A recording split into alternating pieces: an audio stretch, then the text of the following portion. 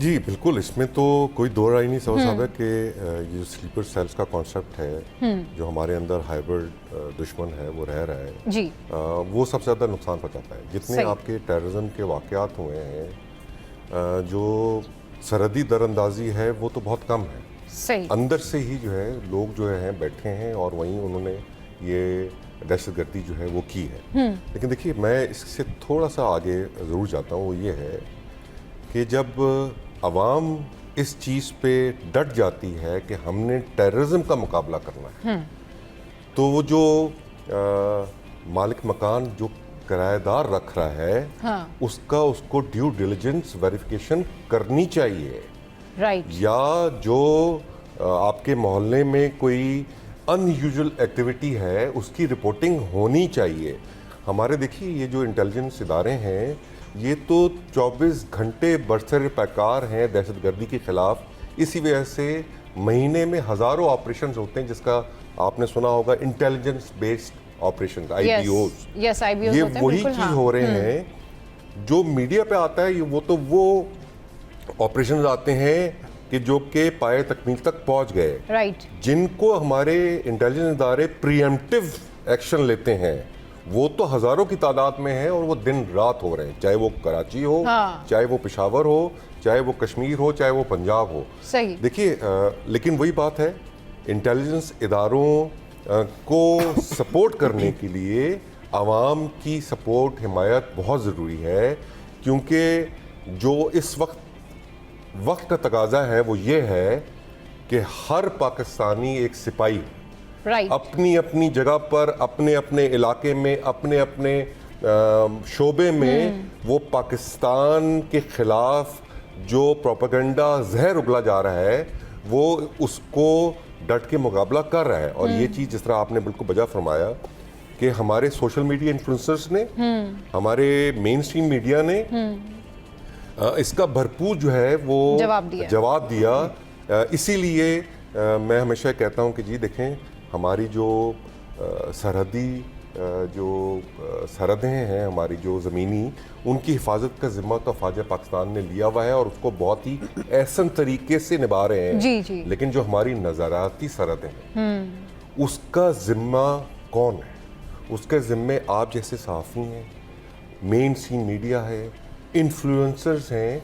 और मैं अल्हम्दुलिल्लाह इस बात को मैं यकीन करने में बहुत फ़ख्र महसूस करता हूँ कि 10 मई के बाद जो इकाई की सूरत में पाकिस्तानी उभर के आए, जो यूनिफिकेशन का मुजाहरा किया, उसकी मिसाल भी पाकिस्तान की तारीख में कभी नहीं मिलती। और सर ये जो करंट सिचुएशन हुई है ना, बहुत सारे लोग अगर गलतफहमी का शिकार थे, बहुत सारे लोग अगर ये सोच रहे थे कि जी पाकिस्तान के अवाम जो है वो अपने फ़ौज से जो है वो प्यार नहीं करते, मुल्क से प्यार नहीं करते, तो वो जज्बा ईमानी जो है, अब आपने देख लिया कि पाकिस्तान के अवाम के दिल अपने फ़ौज के साथ धड़कते हैं और पाकिस्तान के जो अवाम हैं उनको अपने मुल्क से और अपनी अवाम से, आपस में एक दूसरे से अपनी यूनिटी कितनी अजीज़ है। जिस तरीके से सर मिल के मुकाबला किया है सोशल मीडिया पर, या फिर जिस तरीके से मिल के जवाबात दिए गए हैं पाकिस्तान के मेन स्ट्रीम मीडिया से, और एक एक उनकी खबर को जिस तरह काउंटर करके फ़िल्टर किया, और अवाम ने जज्बे से, जिस जज्बे से नारे लगाए, और अवाम ने जिस जज्बे से ये कहा है ना कि जी ठीक है,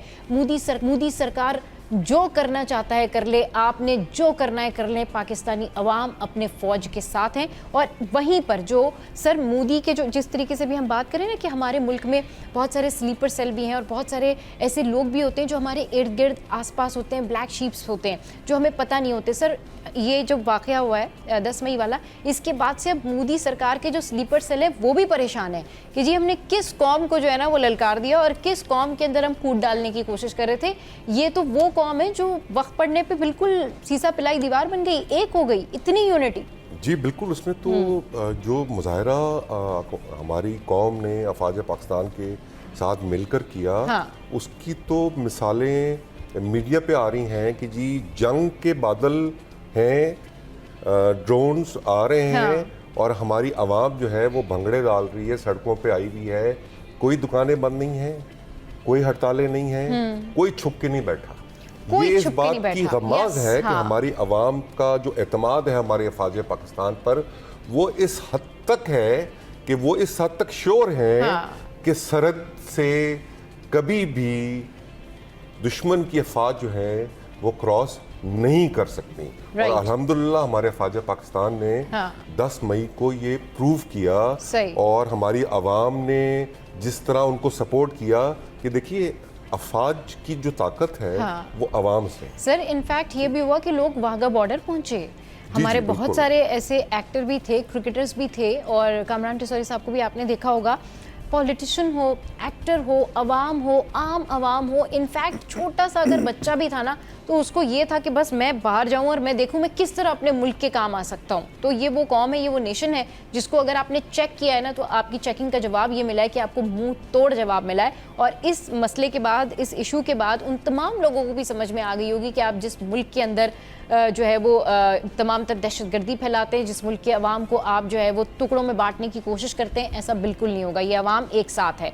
जैसे ही अगर मोदी सरकार की जानिब से या भारत की जानिब से कोई भी इस तरह की बात की जाती है ना, सब एक हो जाते हैं, चाहे उनका ताल्लुक कहीं से भी हो, आपस में उनके कितने भी प्रॉब्लम्स हो, लेकिन इस मसले के ऊपर सब एक हो जाते हैं, सब यूनाइटेड होते हैं। और अभी जो मोदी सरकार ने जिस तरीके से बात की है, पाकिस्तान के अवाम को टारगेट किया है, उसके बाद सर अवाम का तो अलग ही रिएक्शन है। अवाम तो कहते हैं ठीक है जी, अगर इसने हमको डायरेक्ट टपका है तो ये डायरेक्टली हम इसका जवाब दे देते हैं, हम काफ़ी हैं।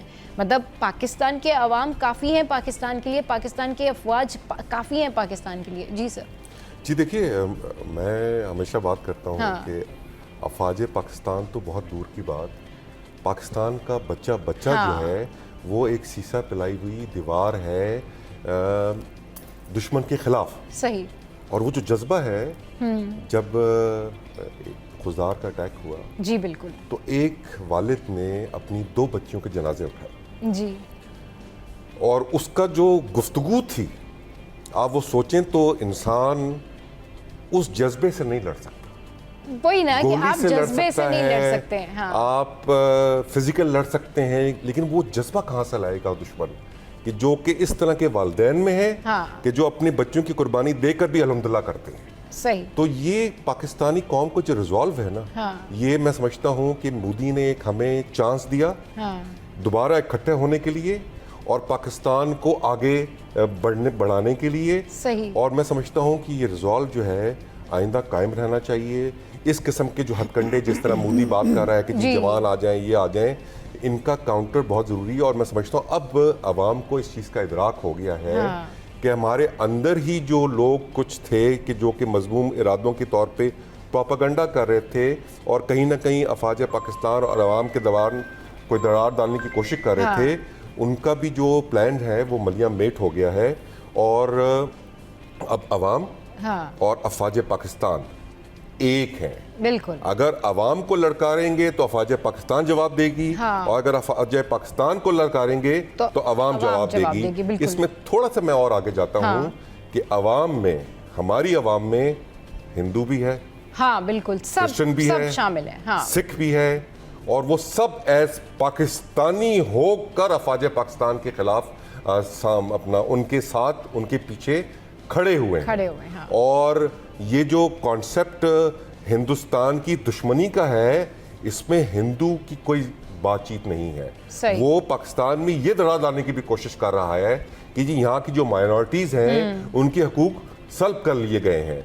लेकिन आप देखिए कि किस किस्म का, जब ये 10 मई का अल्हम्दुलिल्लाह अल्लाह ताला ने हमें फतह नसीब की, तो चाहे वो सिख हो चाहे वो हिंदू हो, अपनी अपनी इबादत गाहों में उन्होंने शुक्राने की इबादतें की हैं। और जिस तरीके से वो पाकिस्तानी परचम लेकर सड़कों पर आए हैं, उसकी मिसाल भी नहीं मिलती। उसकी मिसाल भी नहीं मिलती। सर आज का दिन कितनी अहमियत का हामिल है पूरी दुनिया के लिए, क्योंकि आज के दिन, आप जिस तरीके से हम बात करें ना कि आज के दिन हमने अपनी पार शो की है, आज का दिन यूनिटी का दिन है, तो थोड़ा सा बताएं कि ग्लोबली जो है वो क्या इम्पैक्ट पड़ता है और दुनिया जो है वो किस तरीके से देख रही होती है। और स्पेशली इस वाक़े के बाद जो पाकिस्तान और भारत का ये जो एक जंग हुई जिसमें भारत की जानिब से हर्जा सराई की गई, तो आज का दिन कितना इम्पैक्टफुल है?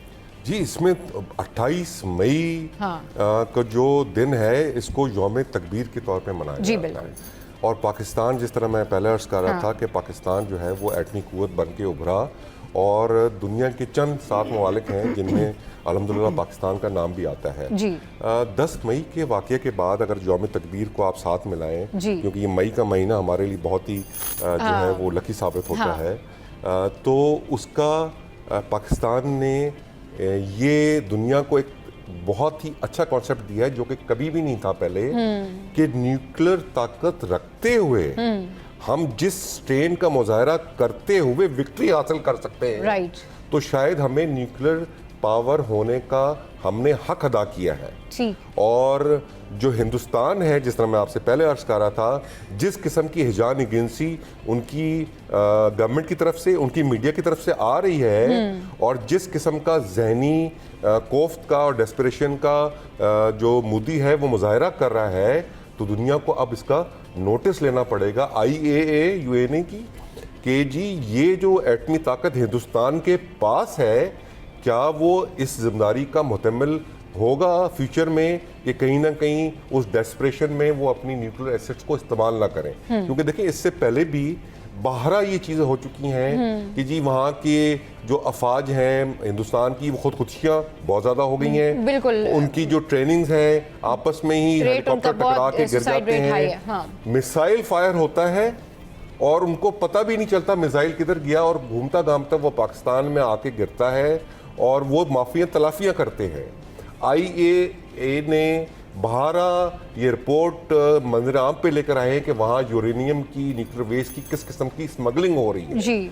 तो ये जो इस वक्त हुकूमत है हिंदुस्तान, ये अब ये भी दुनिया के सामने इसके जो इरादे हैं या जिसके अंदर जो फॉल्ट लाइन्स आ गई हैं as a nuclear state, right, वो दुनिया भी इस वक्त जो है तशवीश का शिकार है कि क्या ये जो इस वक्त हिंदुस्तान की हुकूमत है ये आलमी अमन के लिए कहीं ना खतरनाक साबित हो।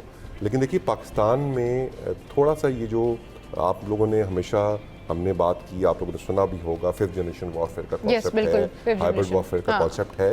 ये कॉन्सेप्ट था क्या जिसकी अमली मिसाल 10 मई को हुई? हाँ, बिल्कुल। Conventional warfare, information warfare, propaganda, diplomatic warfare, IT warfare, space warfare, ये सब मिला के जब भी मैं आपसे अर्ज कर रहा था कि ये विक्ट्री इज एब्सोल्यूट विक्ट्री, हमने हर महाज पर आप जैसे सहाफ़ी ने, इन जैसे हमारे सहाफ़ियों ने जो अपने अपने हिस्से की इस फतह में अपना हिस्सा डाला है, उसकी मिसाल भी कहीं उसकी मिसाल नहीं मिलती। चलें सर, ऐसी पाकिस्तान जो है वो शाद आबाद रहे, और बात तो ये होती है कि अल्लाह ताला हमारे मुल्क को जो है वो तरक्की दे, कामयाबी दे, और हमारे मुल्क पे जो ये मोदी सरकार का साया है ना, हमें इससे बचाए। बहुत शुक्रिया खुर्शीद भाई हमारे शो पर आए, बहुत शुक्रिया सर हमारे शो पर आए, मेजर रिटायर्ड फवाद सिद्दीकी साहब और मेराज भाई हमारे शो पर आए।